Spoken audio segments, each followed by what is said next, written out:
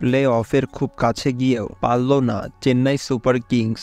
শনিবার প্রথম রাউন্ডে নিজেদের শেষ ম্যাচে রয়্যাল চ্যালেঞ্জার বেঙ্গালুরুর কাছে ২৭ রানে হেরে এবারের আইপিএল থেকে ছিটকে গেছে তারা। তীরে গিয়ে তরি ডোবার পর দলটির অধিনায়ক শেষ চারে যেতে না পারার কারণ জানাতে গিয়ে মোস্তাফিজুর রহমানের অভাব টের পেয়েছে। চেন্নাইয়ের জার্সিতে ৯ ম্যাচ খেলেছেন মোস্তাফিজ, ২১.৭১ গড় আর ৯.২৬ ইকোনমিতে ১৪ উইকেট নিয়েছেন তিনি। শেষ দিকে গিয়ে চেন্নাইয়ের শেষ চারে যাওয়ার লড়াই যখন তীব্র হয়েছে, স্বাভাবিকভাবে মোস্তাফিজুরের অভাবটা টের পেয়েছে তারা।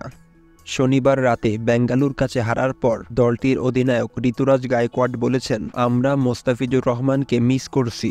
মোস্তাফিজকে তো মিস করবেই চেন্নাই। কাল টস হেরে বেঙ্গালুরু ব্যাটিংয়ে নেমে ২০ ওভারে ৫ উইকেট হারিয়ে ২১৮ রান তুলেছে। চেন্নাই ৭ উইকেট হারিয়ে করতে পেরেছে ১৯১ রান। অথচ চেন্নাই টুর্নামেন্টের শুরুর ম্যাচে এই বেঙ্গালুরুকেই থামিয়ে দিয়েছে ১৭৩ রানে। চেন্নাই ম্যাচ জিতেছিল ৬ উইকেটে। সেই ম্যাচে বেঙ্গালুরু ৬টি উইকেট পড়েছে, যার মধ্যে ৪টি নিয়েছেন মোস্তাফিজ।